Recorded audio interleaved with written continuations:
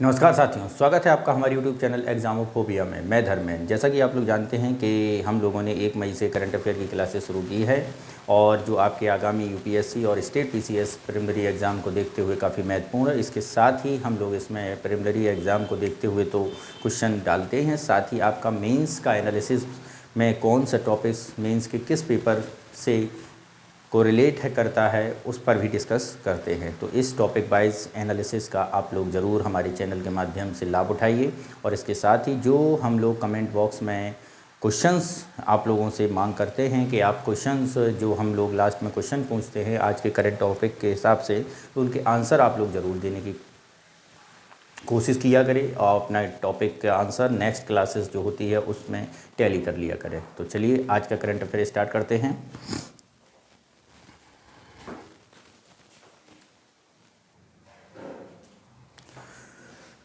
तो मित्रों, आज का हमारा जो टॉपिक है वो ज्योग्राफी से रिलेटेड है, उसका एनालिसिस करते हैं। तो पहला कोई जो टॉपिक्स है वो है एल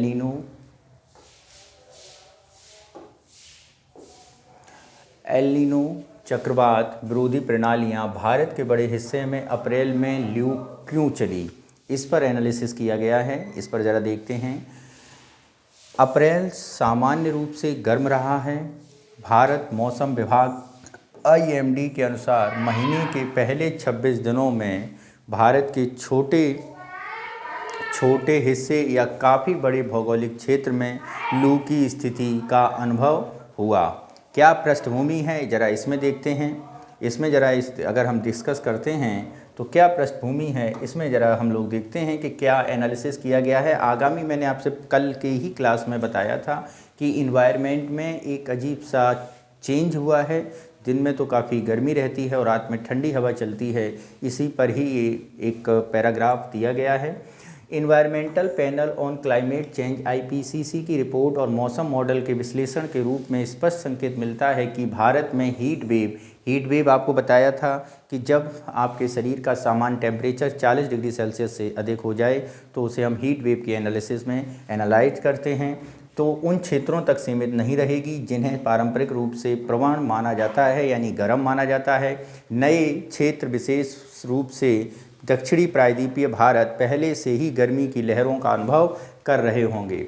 भारत में कौन से क्षेत्र हैं जो लू से प्रभावित हैं, जरा इसमें देखते हैं। गुजरात, पश्चिम बंगाल के बीच मध्य, उत्तर और प्रायद्वीपीय भारत में फैले कोर हीट वेव जोन, ठीक है, में हर साल मार्च से जून तक गर्मी के मौसम के दौरान कभी कभी जुलाई में हीट वेव की स्थिति का खतरा रहता है। जिसमें अगर हम राजस्थान स्टेट वाइज देखें तो राजस्थान, पंजाब, हरियाणा, चंडीगढ़, दिल्ली, पश्चिम मध्य प्रदेश, उत्तर प्रदेश, छत्तीसगढ़, उड़ीसा, महाराष्ट्र में विदर्भ, गंगा के तटवर्ती कुछ हिस्से और बंगाल के कुछ हिस्सों, तटवर्ती आंध्र प्रदेश और तेलंगाना सबसे अधिक गर्म राज्य के तौर पर एनालाइज किए जाते हैं। ठीक है, मौसम विभाग ने इसके लिए क्या घोषणा की है या क्या बताया है, ये ज़रा हम लोग देखते हैं। तो मौसम विभाग द्वारा ये IMD लू घोषणा तब करता है जब मैदानी इलाकों में कम से कम 2 इलाकों में दर्ज किया गया सामान्य तापमान 40 डिग्री सेल्सियस से क्या हो अधिक पहुंच जाता है या सामान्य से 4.5 डिग्री सेल्सियस अधिक हो जाता है। पहाड़ी और तटीय क्षेत्रों में तापमान क्रमशः 30 डिग्री सेल्सियस और 37 डिग्री सेल्सियस से अधिक होने पर लू की घोषणा की जाती है। यदि तापमान सामान्य से 6 डिग्री सेल्सियस से अधिक हो जाए तो भीषण लू की घोषणा की जाती है। अप्रैल इतना गर्म क्यों है, इस पर एनालिसिस करते हैं। तो 2024 एक ऐसा वर्ष है जो अल नीनो राज्य में शुरू हुआ। कहाँ पर हुआ? अल नीनो राज्य में शुरू हुआ। अल नीनो एक जलवायु पैटर्न है जो पूर्वी प्रशांत महासागर में सतही जल के असामान्य रूप से गर्म होने का वर्णन करता है, जिससे दुनिया और महासागर के कई हिस्सों में अत्यधिक गर्मी होती है। यह जून 2023 में विकसित हुआ और आमतौर पर अल नीनो राज्य में शुरू होने वाले वर्षों में अत्यधिक तापमान, कठोर एकाधिक विस्तारित हीट वेव मंत्र और प्री मानसून वर्षा की कमी का भी अनुभव हुआ है। 2 दक्षिण प्रायद्वीपीय और दक्षिण पूर्वी तटीय क्षेत्रों में एंटी साइक्लोन सिस्टम लगातार उपस्थिति भी इतने गर्म अप्रैल के लिए आंशिक रूप से जिम्मेदार है। ये उच्च दाब प्रणालियाँ लगभग 3 किलोमीटर की ऊंचाइयों पर मौजूद हैं और जहां पर 1000 से 2000 किलोमीटर की लंबाई के बीच फैली हुई हैं। अपने नीचे की हवा को पृथ्वी की ओर धकेलती हैं, जिससे वायु में अवतलन हो जाता है। ठीक है, परिणाम स्वरूप बलपूर्वक धसी हुई हवा पृथ्वी के निकट की सतह को अधिक ऊष्म उत्पन्न कर देती है। इसे ही हम हीट वेव में एनालाइज करते हैं। प्रति चक्रवात में क्या है, जरा उसमें देखते हैं। प्रति चक्रवात प्रणालियों की मौजूदगी से हवा का प्रभाव भूमि से समुद्र की ओर होता है और इन आने वाली ठंडी समुद्री हवा को रोकता है, जो अन्यथा समय समय पर भूमि को ठंडा करने के लिए जिम्मेदार होती हैं। अल नीनो और एंटी साइक्लोन सिस्टम ने सामूहिक रूप से अप्रैल के दौरान प्रचंड गर्मी की स्थिति और हीट वेव पैदा की। खासकर गंगा तटवर्ती पश्चिम बंगाल, उड़ीसा, आंध्र प्रदेश, तेलंगाना, तमिलनाडु, केरल और कर्नाटक राज्य और महाराष्ट्र इसमें शामिल रहे हैं। इस साल अप्रैल में ऐसा क्या हुआ कि लू ज़्यादा देखी गई है, जरा इस पर एनालाइज करते हैं। तो क्या बताया जा रहा है, आईएमडी के अनुसार 4 दिनों, कब, 1 अप्रैल, 10 अप्रैल, 11 अप्रैल और 12 अप्रैल को छोड़कर देश के एक छोटे हिस्से या काफ़ी बड़े भौगोलिक क्षेत्र में हीट वेव या गंभीर हीट वेव की स्थिति का अनुभव किया गया है। सबसे बुरी तरह प्रभावित दक्षिणी प्रायद्वीप भारत और दक्षिण पूर्वी तटवर्ती क्षेत्र थे, जिनमें उड़ीसा, आंध्र, तमिलनाडु के साथ साथ कर्नाटक, केरल, सिक्किम, बिहार, झारखंड और गंगा पश्चिम बंगाल के बड़े क्षेत्र इसमें शामिल थे। केरल और सिक्किम को हीट वेव प्रभावित क्षेत्रों की सूची में शामिल करने से संकेत मिलता है कि CHD यानी कोर हीट वेव जोन के बाहर के क्षेत्रों में भी गर्मियों के दौरान तापमान तेजी से क्या हो रहा है, बढ़ रहा है। ये काफ़ी चिंता का विषय है, जिसके बारे में इंडियन एक्सप्रेस में एनालाइज किया गया है। ठीक है, और हमारे मौसम विभाग ने इसमें एक एनालाइज प्रस्तुत किया है। नेक्स्ट हमारा अगला जो है वो है पटचित्र पेंटिंग। क्या है मित्रों, पटचित्र पेंटिंग, इसको जरा देखते हैं। दूसरा टॉपिक, पश्चिम बंगाल की पहली पीढ़ी की महिला पटचित्र कलाकार अपना काम ऑनलाइन बेचती हैं और दुनिया भर में पहचानी जाती हैं और आने वाली पीढ़ियों को इस पैसे में बने रहने के लिए प्रोत्साहन मिलता है। पृष्ठभूमि क्या है, पटचित्र या पटचित्र पारंपरिक कपड़ा आधारित स्क्रॉल पेंटिंग के लिए एक सामान्य शब्द है जो पूर्वी भारतीय राज्यों उड़ीसा, पश्चिम बंगाल और बांग्लादेश के कुछ हिस्सों में स्थित है। पटचित्र कला अपने जटिल विवरणों के साथ साथ उसमें अंकित पौराणिक आख्यानों और लोक कथाओं के लिए भी जानी जाती है।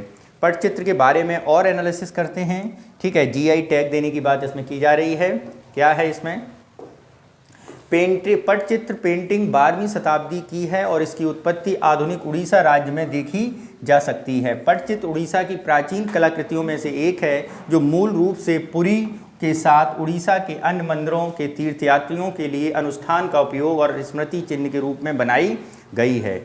पटचित्र शब्द संस्कृत भाषा के 2 शब्दों से मिलकर बना है, जहां पट का अर्थ होता है कपड़ा और चित्र का अर्थ होता है, चित्रा का अर्थ होता है चित्र। ठीक है, यह एक कथात्मक स्क्रॉल कला और कहानी कहने के एक रूप है जो पौराणिक कथाओं और सांस्कृतिक विषयों पर केंद्रित है। यह सटीक वर्ष निर्धारित करना कठिन है कि कला के रूप में पटचित्र बंगाल में कब पहुंचा, लेकिन कला इतिहासकारों का मानना यह है कि लगभग 3 शताब्दी पहले ऐसा हुआ था, जब उड़ीसा से लोग बंगाल गए थे तो अपने साथ पटचित्र की परंपरा भी वहां ले गए थे। और मूल रूप से ये दुर्गा पूजा के दौरान होता है, जब बंगाल में यात्रा करते हैं तो पूजा इस रूप में को अपनाते हैं। ठीक है मित्रों, नेक्स्ट है हमारा अगला टॉपिक न्यायालय से संबंधित यानी पॉलिटी से संबंधित, उसको जरा देखते हैं। क्या है, न्यायालय अवमानना अधिनियम 1971। इलाहाबाद उच्च न्यायालय ने हाल ही में देखा कि अदालत की अवमानना अधिनियम 1971 के तहत केंद्रीय प्रशासनिक न्यायाधिकरण कोर्ट द्वारा जारी किए गए आदेश केवल उच्चतम न्यायालय में अपील के अधीन है, न कि उच्च न्यायालय में। ठीक है, क्या पृष्ठभूमि है, क्या बैकग्राउंड है, इसका एनालिसिस करते हैं हम लोग। तो इसमें बताया जाता है, जबकि उच्च न्यायालय प्रशासनिक न्यायाधिकरण अधिनियम धारा 14(1) के तहत जारी किए गए आदेशों को अनुच्छेद 226 और 227 के तहत क्षेत्राधिकार के बाहर रखा जाता है। अधिनियम 17 के तहत आने वाले आदेशों के खिलाफ केवल सर्वोच्च न्यायालय में अपील की जा सकती है। अब अवमानना अधिनियम 1971 है क्या, जरा उसका एनालिसिस करते हैं हम लोग। क्या कहा गया है इसके बारे में। न्यायालय अवमानना अधिनियम 1971 भारत का एक महत्वपूर्ण कानून है जो अदालतों की अवमाननाओं के लिए दंडित करने की शक्ति के लिए परिभाषित किया गया है। अवमानना कार्रवाई के संबंध में उनकी प्रक्रिया को भी नियंत्रित करता है। अधिनियम अदालत की अवमानना को ऐसे किसी भी कार्य के रूप में परिभाषित करता है जो न्याय के प्रशासन को बदनाम करता है या बदनाम करने की प्रवृत्ति रखता है, पूर्वाग्रह पैदा करता है और या उसमें हस्तक्षेप करता है। अधिनियम सिविल और आपराधिक अवमानना के बीच अंतर करता है। सिविल अवमानना का तात्पर्य अदालत के किसी निर्णय, डिक्री, निर्देश, आदेश, रिट या प्रक्रिया के प्रति जानबूझकर अवज्ञा करना, ठीक है, अदालत को दिए गए वचन का जानबूझकर उल्लंघन करना इसमें इंक्लूडेड किया गया है। आपराधिक अवमानना में ऐसा कोई भी कार्य शामिल है जो बदनाम करता है या बदनाम करने की प्रवृत्ति रखता है या अदालत के अधिकार को कम करता है, पक्षपात करता है या न्यायिक कार्रवाई में हस्तक्षेप करता है या न्याय प्रशासन में बाधा डालता है, तो ये 1971 अधिनियम की अवमानना माना जाता है। यह अधिनियम अवमानना न समझे जाने वाले मामले के निर्दोष प्रकाशन और वितरण के लिए सुरक्षा प्रदान करता है। न्याय के पाठ्यक्रम का सम्मान करते हुए अभिव्यक्ति की स्वतंत्रता सुनिश्चित करता है। अदालत अवमानना के बिना न्यायिक कार्रवाई के निष्पक्ष और सटीक रिपोर्टिंग और न्यायिक कृत्यों को निष्पक्ष आलोचना की अनुमति देता है। उच्च न्यायालय के अधीनस्थ न्यायालयों की अवमाननाओं को दंडित करने और अपने अधिकार क्षेत्र के बाहर किए गए अपराधों की सुनवाई की शक्ति भी इसमें दी जाती है। आगे क्या बताया गया है इस नियम में? अधिनियम अदालत की अवमानना के लिए सजा की रूपरेखा भी तैयार करता है और कारावास और जुर्माना भी इसमें जोड़ा जाता है, शामिल किया जाता है। ठीक है, आगे देखते हैं।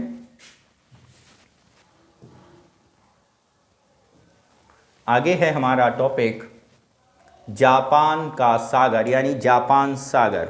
इसमें जरा एनालिसिस करते हैं क्या बताया गया है। ज्योग्राफी से रिलेटेड ये भी है। उत्तर कोरिया ने हाल ही में जापान सागर, जिसे पूर्वी सागर भी कहा जाता है, एक बैलिस्टिक मिसाइल दागी है। जरा एक बार अगर हम इसमें मैप में देखें तो जरा आप समझ सकते हैं कौन सा एनालिसिस के बारे में बात की जा रही है। तो ये देखिए, ये आपका नॉर्थ कोरिया है, ठीक है, और ये आपका जापान सागर है, सी ऑफ जापान। तो यहाँ पे इसने परीक्षण किया है एक मिसाइल का, ठीक है, और इस मिसाइल के परीक्षण के कारण ये सुर्खियों में आया है। तो क्या है इसके बारे में आप ज़रा समझिए कि क्या बताना चाहता है।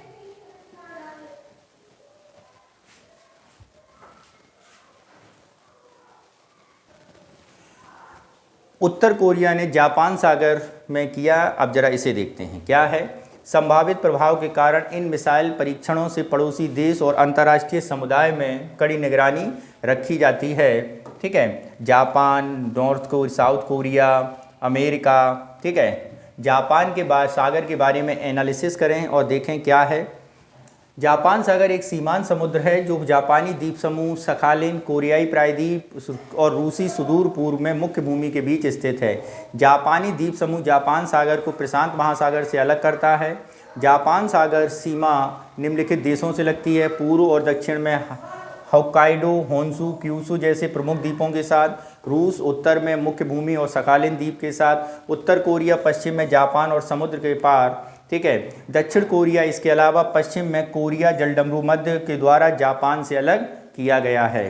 ठीक है, आगे अगर हम एनालाइज करते हैं और देखते हैं अगला टॉपिक हमारा क्या है। अगला टॉपिक है बवंडर। ठीक है, ये भी ज्योग्राफी का टॉपिक है। हाल ही में पश्चिम बंगाल में घातक बवंडर आया जिससे 5 लोगों की मृत्यु हो गई और 100 से अधिक लोग घायल हो गए। हाल के वर्षों में पूरे भारत में बड़ी संख्या में बवंडर आए हैं जो विनाश का कारण बने हैं। बंगाल की गर्म होती खाड़ी और ज़मीन के साथ अनियमित हवा का पैटर्न के पीछे इसका एक कारण हो सकता है। ठीक है, और ये देखिए, ये दिखाया गया है, कोशिश की गई है, एनालिसिस किया गया है इस बवंडर का इस तरह। ठीक है, अब बवंडर के बारे में देखते हैं और बताते हैं कि क्या एनालाइज करने की बात यहाँ पर आ रही है। बवंडर हवा का एक हिंसक रूप है और घूमने वाला स्तंभ है जो क्यूमुलोनिम्बस बादल से पृथ्वी की सतह तक फैला हुआ होता है और ये भयंकर तूफान के दौरान बनता है। चक्रवातों जो बड़े पैमाने पर मौसम प्रणालियां हैं के विपरीत बवंडर स्थानीय और अल्पकालिक होते हैं। बवंडर के निर्माण में सुपर सेल, गहरे लगातार घूमने वाले अपर ड्राफ्ट के साथ एक लंबे समय तक चलने वाला तूफान और पर्यावरण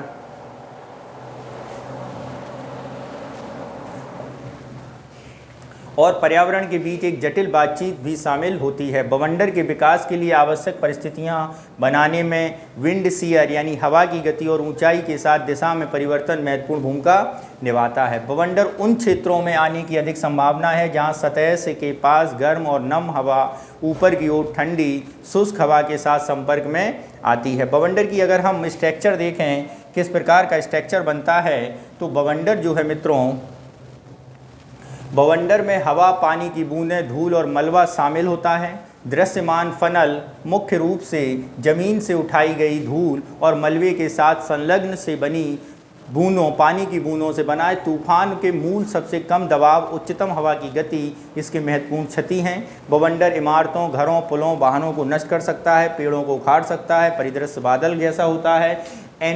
एनहांस्ड फुजता स्केल यानी EF स्केल बवंडर की तीव्रता को उसके कारण होने वाले नुकसान के आधार पर नापता है, जो EF सबसे कमज़ोर से लेकर EF5 सबसे अधिक मजबूत के बारे में एनालाइज करता है। नेक्स्ट हमारा अगला टॉपिक है भारत और ग्रीस के बीच के संबंधों के बारे में। इसको ज़रा देखते हैं हम लोग।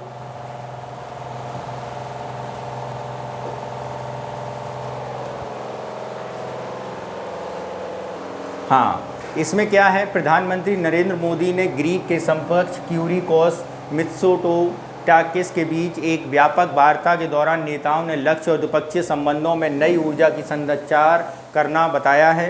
ग्रीस के साथ भारत का संपर्क लगभग 2500 साल पहले का है। मौर्य राजाओं और ग्रीस के बीच व्यापार और सिक्कों के लेखों के मिलते हैं। 326 ईसा पूर्व सिकंदर महान ने भारत के उपमहाद्वीप हिस्से में हाइपेसिस ब्यास नदी के आक्रमण की ओर झेलम और चिनाब के बीच पोरस राजा, ये पोरस राजा हैं कि राजा पुरु के तक्षशिला के शासन करने वाली अम्भी के युद्ध का वर्णन किया है। सिंधु नदी पार करके भारत में प्रवेश नहीं किया और दक्षिण की ओर मुड़कर जाहिर तौर पर बेबीलोन वापस चला गया है। ग्रीस और भारत के संबंध के बारे में एक ऐतिहासिक संबंध है, क्योंकि अर्थशास्त्र में चंद्रगुप्त के दरबारी अभिलेखों में राजाओं के बारे में मेगास्थनीज के नाम यवन राजदूत का उल्लेख मिलता है। मौर्य राजाओं और ग्रीस के बीच व्यापार के प्रमाण सिक्के मिलते हैं। 1950 में दोनों देशों के राजनयिक संबंध स्थापित किए गए और दिल्ली में 1978 में एथेंस में अपना दूतावास। समानता और पारस्परिक लाभ के आधार पर विज्ञान और प्रौद्योगिकी के क्षेत्र में प्रोत्साहित के संदर्भ में समर्थन करने के लिए दोनों पक्षों और विज्ञान प्रौद्योगिकी समझौते की पुष्टि की जाती है।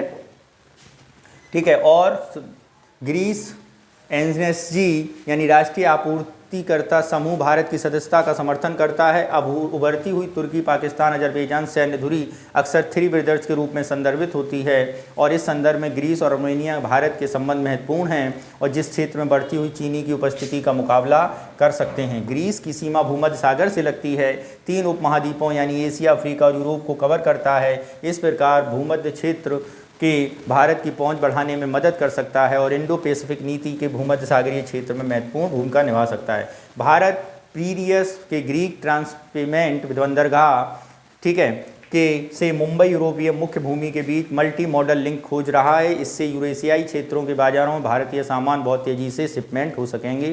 तेल 1.7 बिलियन बैरल और गैस 112 ट्रिलियन क्यूबिक फीट विशाल संसाधनों को देखते हुए भूमध्य सागरीय क्षेत्र में भारत की ऊर्जा की मांग को पूरा करने के लिए ऊर्जा सुरक्षा बढ़ाने के लिए एक संभावित स्रोत हो सकता है। ग्रीस प्रचुर धूप और इसकी मजबूत पवन ऊर्जा क्षमता बिजली उत्पादन के लिए पर्याप्त अप्रयुक्त अवसर प्रयुक्त करती है। ग्रीस द्वारा अपने पक्ष रक्षा व्यय को 5 बिलियन अमेरिकी डॉलर से बढ़ाकर 8.4 बिलियन अमेरिकी डॉलर करने के साथ ही भारत की रक्षा निर्यात के लिए एक संभावित बाजार के रूप में कार्य कर सकता है। भारत और ग्रीस भूमध्य सागर और संयुक्त नौसैनिक अभ्यास और बहुराष्ट्रीय वायुसेना अभ्यास में शामिल किया हुआ है।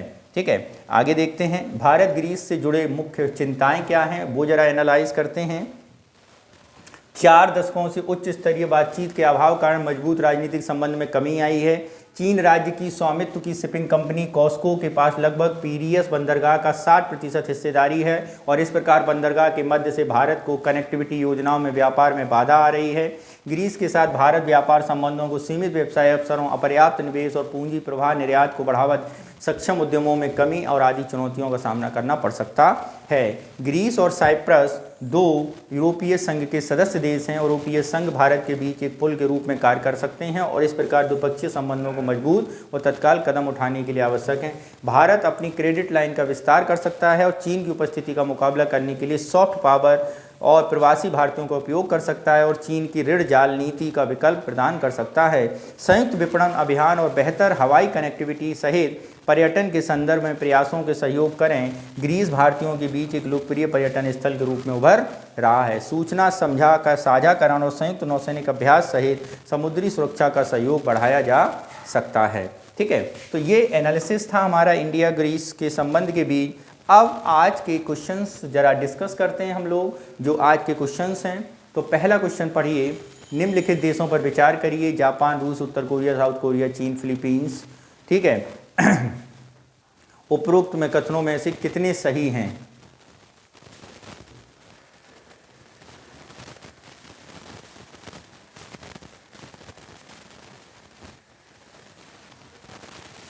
ठीक है, अगला क्वेश्चन देखिए।